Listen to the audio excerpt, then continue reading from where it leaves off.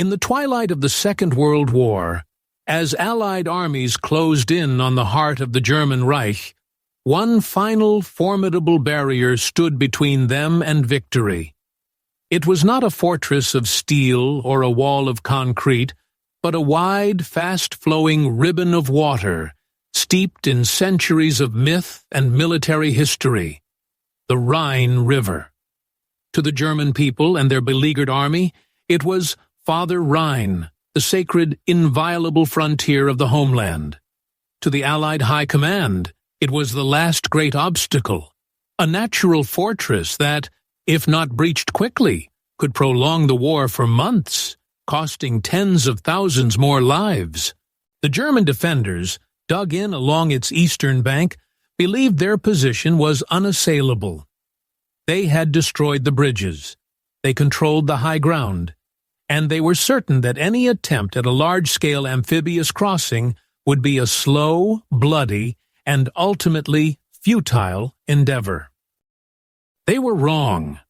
They were wrong because they had failed to account for an invention born not of military genius, but of American industrial might. An ungainly, bathtub-shaped vehicle that could drive like a truck and swim like a boat. They had no idea the Allies possessed thousands of them, ready to turn Germany's greatest natural defense into a 6-lane highway for invasion. This is the story of the DUKW, the amphibious truck that shattered the myth of the Rhine and blindsided the Third Reich in its final days. As we uncover how this overlooked marvel of engineering changed the course of the war, take a moment to subscribe so you don't miss the incredible details of this story as they unfold. The story of the DUKW, affectionately known as the Duck, begins not on the battlefields of Europe, but in the design offices of Detroit, a testament to the era's fusion of civilian innovation and military necessity. By 1942, the United States was embroiled in a global conflict that spanned oceans and continents. The challenge of logistics was monumental. The military needed a way to move men and supplies from ships offshore directly to inland depots, bypassing congested or destroyed ports and vulnerable beaches. The problem was what military planners called the tyranny of the beach, that critical gap between sea and land where armies were at their most vulnerable. A solution was needed, and it was needed fast. The task fell to a unique partnership between the National Defense Research Committee, a body created to mobilize American scientific talent for the war effort, and the General Motors Corporation. The project was spearheaded by a brilliant British-born yacht designer named Roderick Stevens, Jr. of the firm Sparkman and Stevens, and his equally capable colleague, Dennis Pouliston. They were civilian visionaries, not military engineers, approaching the problem with fresh eyes. Working under the umbrella of GM's truck and coach division, they were given a seemingly impossible deadline. The military's request was urgent, and the pressure was immense. The design team took the chassis of a standard, reliable 2.5-ton GMC CKTW military truck, a workhorse of the Allied armies, as their starting point. This was a crucial decision, as it meant the new vehicle could be mass-produced using existing assembly lines and parts, a key advantage in a war of production. The challenge was to transform this land-based vehicle into a seaworthy craft without compromising its performance on the road. The engineers designed a watertight, boat-shaped hull and wrapped it around the truck's frame, engine, and drivetrain. A propeller was added at the rear, connected to the truck's engine, and a rudder was installed for steering in the water. To ensure the vehicle wouldn't be swamped by waves, a high freeboard design was implemented, and a powerful bilge pump system was installed. capable of expelling water at a rapid rate. One of the most ingenious features was a centralized tire pressure system, allowing the driver to inflate or deflate the tires from within the cab. This was revolutionary. High pressure was ideal for hard roads, but by lowering the pressure, the tires would flatten, increasing their surface area and allowing the heavy vehicle to grip soft sand on a beach without bogging down. The prototype was cobbled together with astonishing speed. In a mere 38 days, a period of frantic, round-the-clock work, the first DUKW was ready for its test. The designation DUKW was not a nickname, but pure GM nomenclature. The D indicated the model year 1942. The U meant it was a utility vehicle. The K signified all-wheel drive, and the W denoted its dual rear axles. The name was purely an industrial code, but the nickname Duck was immediate, obvious, and enduring. When the prototype was first presented to military brass, it was met with skepticism and even ridicule. It looked awkward, a clumsy hybrid of truck and boat. It seemed to violate every principle of both automotive and naval design. The story of its first demonstration is legendary. During a test off the coast of Provincetown, Massachusetts, a Navy patrol boat ran aground on a sandbar in rough seas. The crew was stranded, and the choppy waves made a rescue by conventional boats perilous.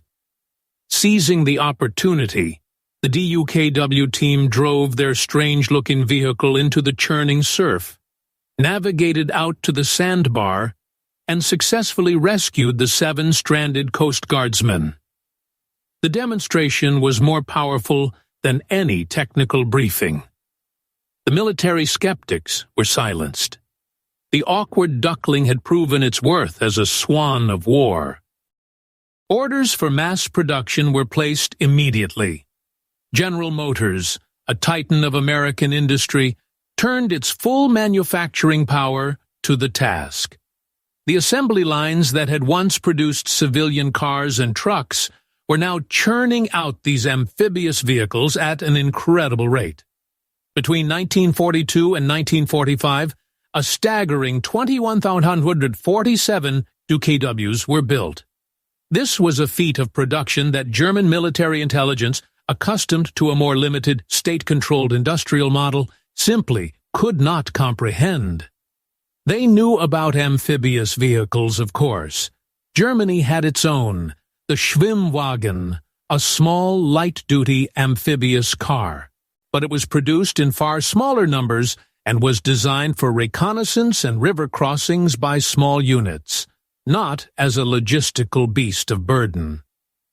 The German High Command could not conceive of an enemy possessing an amphibious fleet of over 20,000 heavy-duty trucks. This failure of imagination, this inability to grasp the sheer scale of American mass production, would prove to be a fatal intelligence blind spot. The DUKW quickly proved its value in every theater of the war.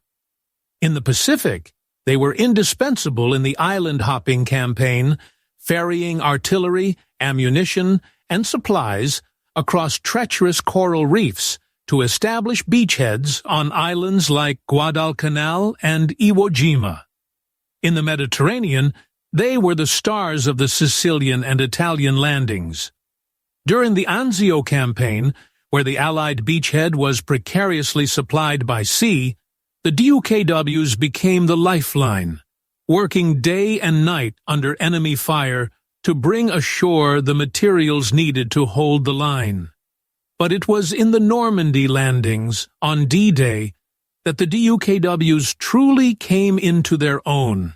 On Omaha and Utah beaches, they were instrumental. As landing craft were torn apart by obstacles and artillery, the DUKWs swam past the chaos, carrying vital 105mm howitzers directly from the transport ships to the beaches. giving the beleaguered infantry the fire support they desperately needed to get off the sand.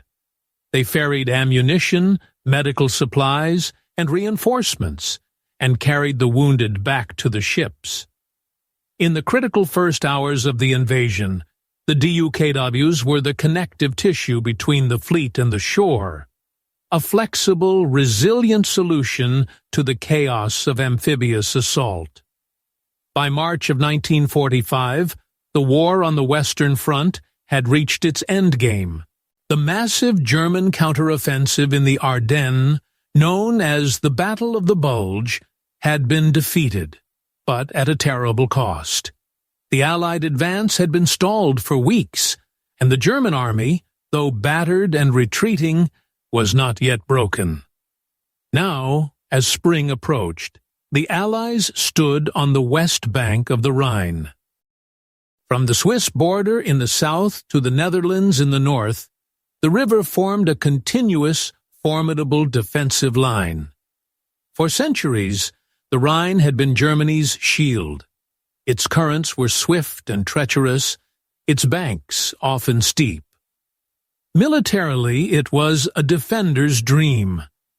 Any army attempting a crossing would have to do so in the face of an entrenched enemy, who could observe their every move from the commanding high ground of the eastern bank. The German strategy was simple and brutal. Under direct orders from Hitler, every bridge spanning the river was to be destroyed. The Ludendorff Bridge at Remagen, famously captured intact by American forces on March 7th, was an unexpected bonus for the Allies, a gift from the gods, but it was only one narrow bridgehead. The German High Command rushed reserves to contain it, and while it was a strategic and psychological victory for the Allies, the main problem remained: how to get millions of men and hundreds of thousands of vehicles across the river in force to begin the final encirclement of the Ruhr, Germany's industrial heartland.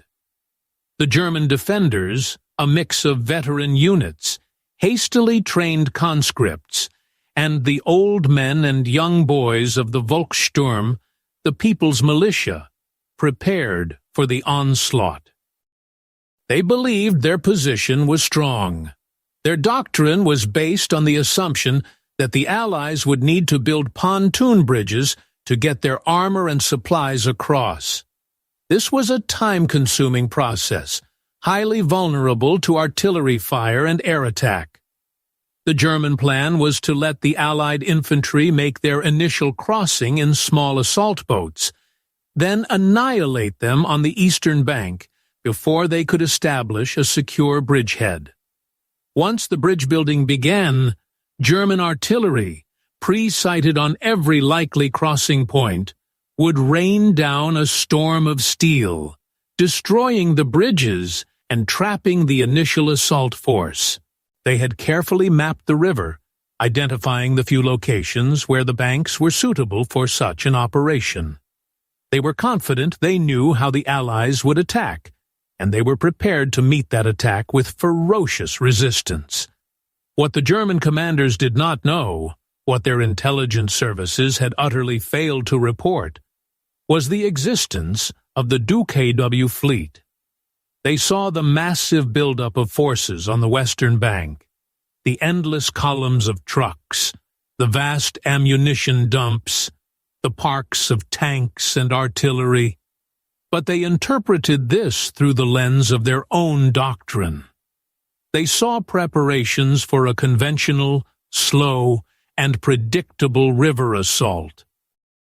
They did not see the game-changing element hidden in plain sight. They could not imagine an army that didn't need to wait for bridges. They could not fathom a logistics system that could simply drive into the water and swim across. This colossal failure of intelligence was rooted in a deeper failure to appreciate the industrial capacity of the United States. The idea that an enemy could produce over 20,000 specialized amphibious vehicles was simply beyond their conception. They were preparing for a battle of the 19th century, while the Americans were about to fight a battle of the 20th, powered by the assembly lines of Detroit. On the Allied side, the planning for the Rhine crossing was meticulous, and on a scale that dwarfed even the Normandy landings in terms of initial firepower. The overall plan was called Operation Plunder, a massive assault across a 20-mile front in the north near the city of Wesel, to be led by British Field Marshal Bernard Montgomery's 21st Army Group. It was designed to be a set-piece battle, a demonstration of overwhelming and irresistible force. Montgomery, ever the cautious and methodical planner, was leaving nothing to chance. His plan involved two armies, the British Second Army and the U.S. Ninth Army. They would cross the river under the cover of darkness, following one of the most intense artillery bombardments in military history. To support the ground assault, a massive airborne operation, codenamed Operation Varsity, was planned. It would be the largest single-day airborne drop of the war. Two entire airborne divisions, the U.S. 17th and the British 6th, comprising over 16,000 paratroopers and glider infantry, would be dropped behind the German front lines on the east bank of the Rhine. Their mission was to seize key terrain, disrupt German communications, and sow chaos in the enemy's rear, preventing them from organizing a coherent counterattack against the amphibious landings. It was a high-risk, high-reward strategy, designed to shatter the German defenses in a single, decisive blow. In the weeks leading up to the assault, the west bank of the Rhine transformed into a vast military camp. The logistical effort was staggering. Over 1 million tons of supplies, including 600,000 tons of ammunition and 100,000 tons of engineering equipment, were moved into position. Roads were reinforced, new railway lines were laid, and massive smoke generators were brought in, ready to blanket the entire river valley in a thick artificial fog to conceal the crossing from German observers. And central to this entire plan, though its true significance was still underestimated by the enemy, were the DUKWs. Hundreds of them were gathered, assigned to specialized amphibious truck companies. Their crews, many of them veterans of Sicily, Anzio, and Normandy, checked their vehicles meticulously. They knew their role was critical. While the infantry crossed in small assault boats and the engineers struggled to build pontoon bridges under fire, the DUKWs would be the key. They would be the ones to turn the initial tenuous foothold on the far bank into a sustainable, well-supplied bridgehead. They would carry the artillery pieces, the heavy machine guns, the ammunition, and the medical supplies that would allow the first wave of infantry to hold on. They would be the rapid response ferry service, plugging gaps, reinforcing threatened sectors, and ensuring that the momentum of the attack never faltered. While Montgomery planned his grand, crushing blow, the unassuming DUKW was the tool that would guarantee its success. It was the answer to a question the German defenders hadn't even thought to ask. The atmosphere on the eve of the assault was thick with anticipation. Soldiers wrote letters home, checked their weapons, and tried to grab a few hours of sleep. On the eastern bank, German soldiers peered into the darkness, listening to the constant rumble of trucks and machinery from the other side. They knew something was coming. They could feel the immense power gathering across the water. They stood ready to defend the Father Rhine, confident in their positions, their artillery, and the river itself. They believed they were the guardians of Germany's last line of defense. They had no idea that their fortress was about to be rendered obsolete by a fleet of swimming trucks. The stage was set for the final great battle of the Western Front, a battle where American industrial ingenuity would prove more decisive than military doctrine, and where the humble duck would help shorten the war by weeks. The night of March 23, 1945, descended over the Rhine Valley, thick with a tension that felt almost physical. For the German soldiers huddled in their foxholes and concrete bunkers on the eastern bank, it was a night of anxious waiting. They knew the attack was imminent, but they could never have prepared for what was about to be unleashed upon them. At 5 o'clock in the evening, the air itself seemed to split apart. A deafening, world-ending roar erupted from the west as over 4,000 Allied guns, positioned hub to hub for miles, opened fire simultaneously. It was the beginning of Operation Plunder, and it commenced with one of the most concentrated artillery barrages of the entire war. For hours, the bombardment continued, a man-made volcano spewing a relentless river of high explosives across the Rhine. The ground shook for miles, buildings in towns far from the river collapsed, and the sky was lit by a continuous, strobing sheet of flame. It was a systematic, scientific destruction. Different types of shells were used for different purposes: high explosives to shatter fortifications, airburst shells to shred infantry in the open, and phosphorus shells that rained down curtains of fire, incinerating everything they touched. On the German side, it was an experience of pure terror and helplessness. Communications lines were vaporized, command structures disintegrated, and soldiers were left isolated in a landscape that was being methodically erased around them. Under the cover of this apocalyptic symphony, the first wave of the assault began. In the darkness, shielded by the thunder of the guns and a dense, artificially generated smoke screen that hugged the water's surface, thousands of British, Canadian, and American infantrymen pushed off from the western bank. They were in small, vulnerable assault boats and canvas-sided storm boats, paddling furiously against the Rhine's swift current. This was the moment the German defenders had planned for. This was the conventional attack they expected. Those who survived the artillery barrage manned their machine guns and mortars, firing blindly into the smoke, searching for the sounds of paddles and shouted commands. The crossing was a desperate, chaotic scramble, a race against time and enemy fire. But then a new sound began to mix with the cacophony of battle. It was not the frantic splashing of paddles or the whine of small outboard motors. It was the deep, throaty rumble of heavy truck engines. On the western bank, amidst the chaos of the infantry launch, a different kind of operation was unfolding with industrial precision. Lines of DUKWs, their holds packed with critical supplies, rolled down the prepared earthen ramps, and, without hesitation, plunged into the dark, churning waters of the Rhine.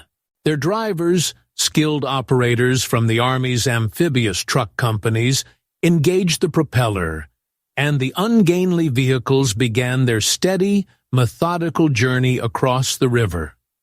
From the German perspective, what they witnessed next through breaks in the smoke was something incomprehensible, something their military doctrine had no answer for. They saw the silhouettes of large 2.5-ton trucks, laden with cargo, simply swimming across the river. It was an impossible sight. While their artillery was pre-sighted on the obvious locations for pontoon bridge construction, these swimming trucks were landing everywhere. They weren't limited to specific engineering sites. They could climb the muddy banks in dozens of locations, delivering their cargo wherever it was most needed. The first DUKWs to reach the eastern bank were not carrying more infantry. They were carrying the tools of consolidation. They brought ashore heavy machine guns to lay down suppressing fire, mortars to counter the German positions, and vast quantities of ammunition to feed the weapons of the initial assault wave. They delivered communications equipment, allowing company and battalion commanders to establish contact with their headquarters and coordinate the fight. They ferried medical teams and supplies, setting up aid stations within minutes of the first landings. While the infantry fought to expand their tiny, precarious footholds, the DUKWs were already building the foundations of a secure and well-supplied bridgehead. It was not an assault. It was an industrial process, a conveyor belt of war stretching from the supply dumps in the west directly to the front line on the east. The German defensive plan, predicated on isolating and destroying the first wave before it could be reinforced, was being dismantled not by tactical brilliance but by logistical superiority. As dawn broke on March 24th, the situation for the German defenders went from desperate to catastrophic. A new and terrifying sound filled the air, the drone of thousands of aircraft engines. Looking up, soldiers on both sides witnessed a sky blackened by planes and gliders. It was the arrival of Operation Varsity. In the largest single airborne lift of the war, over 16,000 paratroopers of the U.S. 17th and British 6th Airborne Divisions began to drop from the sky directly behind the German lines. C-47 transport planes flew in vast, orderly formations, disgorging streams of paratroopers, while lumbering gliders, released from their tow planes, swooped silently toward their designated landing zones, carrying jeeps, anti-tank guns, and light artillery. The airborne assault was a hammer blow that shattered the German rear. Paratroopers seized key bridges over smaller rivers, captured strategic hills, and overran German artillery batteries that had been shelling the landing sites. The German commanders, already reeling from the amphibious assault on their front, now found themselves in a fight for survival in their own rear. Their lines of communication were severed. Their reserves were ambushed as they tried to move toward the front, and their command posts were overrun. The battle had become a chaotic, three-dimensional struggle, and the German defense, once a coherent line, was rapidly dissolving into isolated pockets of resistance. With the paratroopers fighting to secure the area inland, the flow of men and material across the Rhine accelerated into a torrent. The DUKWs became the undisputed masters of the river. For 72 straight hours, they operated a non-stop ferry service. The drivers, fueled by coffee and adrenaline, pushed their vehicles and themselves to the limit. They drove their loaded DUKWs into the river, navigated the swift currents littered with debris and the occasional burst of shell fire, landed on the far bank, delivered their cargo to forward dumps, and immediately turned around to repeat the process. They created a logistics highway that rendered the German natural fortress irrelevant. The statistics of this operation are staggering and reveal the true scale of the DUKW's contribution. In the first 24 hours of Operation Plunder, before a single pontoon bridge was fully operational, the DUKWs of the U.S. Ninth Army alone ferried over 15,000 troops and 3,000 tons of critical supplies across the Rhine. They carried entire artillery battalions, piece by piece, the guns, the prime movers, and the ammunition, and had them in position and firing in support of the infantry in a matter of hours.